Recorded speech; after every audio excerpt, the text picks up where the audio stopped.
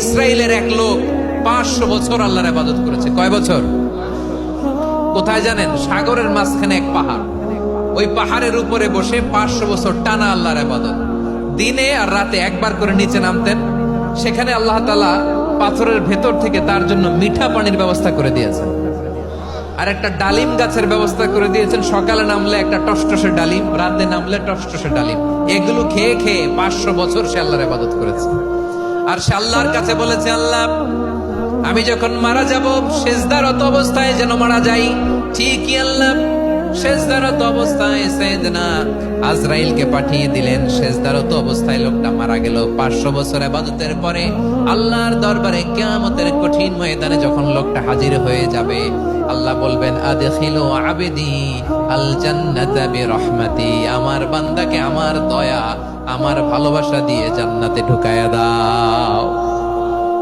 500 বছর ইবাদত করছে তো আমার দয়ায় আমার বান্দারে জান্নাত দাও। এই বান্দা বলে, বালবি আমালি, আল্লাহ তোমার দয়া লাগবে কেন? আমি আমার আমল দিয়ে জান্নাতে যেতে চাই। কি দিয়ে? কথা বুঝে নাই বোধহয়। আল্লাহর এই বান্দা কি দিয়ে জান্নাতে ঢুকতে চায়? আমল দিয়ে। আল্লাহ বলছে, আমার দয়ায় আমার বান্দারে জান্নাতে নিয়ে যাও ফেরেশতারা। এ বলে, আল্লাহ তোমার দয়া লাগবে কেন? সেজদা তো কম দেই নাই, জিকির করতে করতে 500 বছর শেষ করে দিলাম, আবার তোমার দয়া লাগবে? আমি তো আবার আমলেই জান্নাতে যেতে পারি। আল্লাহ বলবেন, তাই ঠিক আছে, আমি চাইলাম দয়া দিয়ে জান্নাত দিব, তুমি চাইলে আমল দিয়ে ঢুকবা। ঠিক আছে, তোমার আমল আর আমার যে দয়া দুটার একটু মাপ দেই। তোমার 500 বছরের ইবাদত এক পাল্লায় রাখো। আর আল্লাহ বললেন, আমি যে দয়া করে এই দুনিয়ার নাজ নেয়ামত বিউটি সৌন্দর্য দেখার জন্য তোমার দুটা চোখ দিয়েছিলাম, দুটা নয় একটা চোখ আরেক পাল্লায় রাখো। রাখা হবে, দেখা যাবে ওই 500 বছরের ইবাদত হালকা হয়েছে, আর মুহূর্তের মধ্যে আল্লাহর দেয়া একটা চোখের নেয়ামত ভারী হয়ে গিয়েছে। আল্লাহ বলবেন, তোমার কথা মতো মাপ দেয়া হলো, এবার ফলাফল দেখো। হিসাব বলে, তুমি এখন জাহান্নামে যাবা। Go to the hell fire, যাও এবার জাহান্নামে যাও। মাপ চোখে যখন আসছো আমার সাথে হিসাব ক্যালকুলেশন, যাও তুমি এবার জাহান্নামে যাবা। এবার লোকটা কাচুমাচু করে বলে, আল্লাহ আমি বুঝি নাই, আল্লাহ আমি বুঝতে পারি নাই, খেয়াল করি নাই, তুমি আমারে ক্ষমা করো, তুমি আমারে মাফ করো। ও আল্লাহ, এবার আমি টের পেয়েছি, এবার আমি বুঝতে পেরেছি, তোমার দয়া ছাড়া দুনিয়ায় কেউ জান্নাতে যেতে পারবে না, কেউ পারবে না।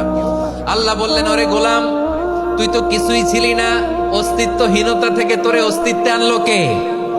ওই ছোট্ট শুক্রাণু থেকে মায়ের পেটে 9 মাস ধরে খাবার দিয়েছে কে? আবার সুস্থতার সাথে দুনিয়ার বুকে তোরে ডেলিভারির ব্যবস্থা করে দিল কে? আবার তোর মায়ের বুকের ভেতরে 2টা খাবারের লাইনের ব্যবস্থা করে দিল কে? আবার তোকে শৈশব পেরিয়ে কৈশোর পেরিয়ে তারুণ্য, তারপরে যৌবন, এগুলো দান করলো কে?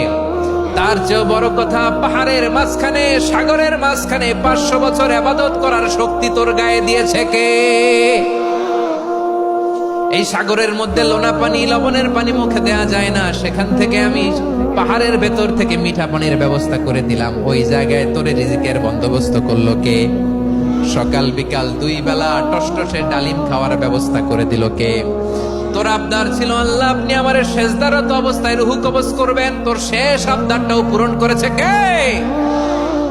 ও গোলাম, আমার রহমতের তুলনায়, আমার নেয়ামতের তুলনায় তোর 500 বছরের ইবাদতের কোনো ওজনই হবে না। গোটা বিশ্বের কেউ কোনোদিন আমার জান্নাতে ঢুকতে পারবে না, আমি আল্লাহর দয়া ছাড়া। হুয়ার রহমানুর রহিম, তিনি দয়াময়, তিনি মেহেরবান। জিবরাইল আলাইহিস সালাম বিশ্বনবীর এই লম্বা হাদিসটা যখন শোনালেন, আমি যা যা বলছি এটা বিশাল এক হাদিসের অনুবাদ। বললেন, ইয়া মুহাম্মদ, এই দুনিয়ার সবটাই চলে আল্লাহর রহমত দিয়ে। হাদিসের শেষ কথা, সব চলে আল্লাহর কি দিয়ে? তখন বিশ্বনবী সাহাবাদের বললেন, ও সাহাবারা শোনো, আল্লাহর জান্নাতে কেউ কোনোদিন প্রবেশ করতে পারবে না তার রহমত ছাড়া। সাহাবারা বললেন, ইয়া রাসূলুল্লাহ, আপনিও না? আপনিও কি আল্লাহর রহমত ছাড়া প্রবেশ করতে পারবেন না? বিশ্বনবী বললেন, না আমিও না, আমি বিশ্বনবীও আল্লাহর জান্নাতে আল্লাহর রহমত ছাড়া ঢুকতে পারবে না। তবে কিয়ামতের দিন আল্লাহর রহমত আমার চারদিকে বেষ্টনী দিয়ে থাকবে।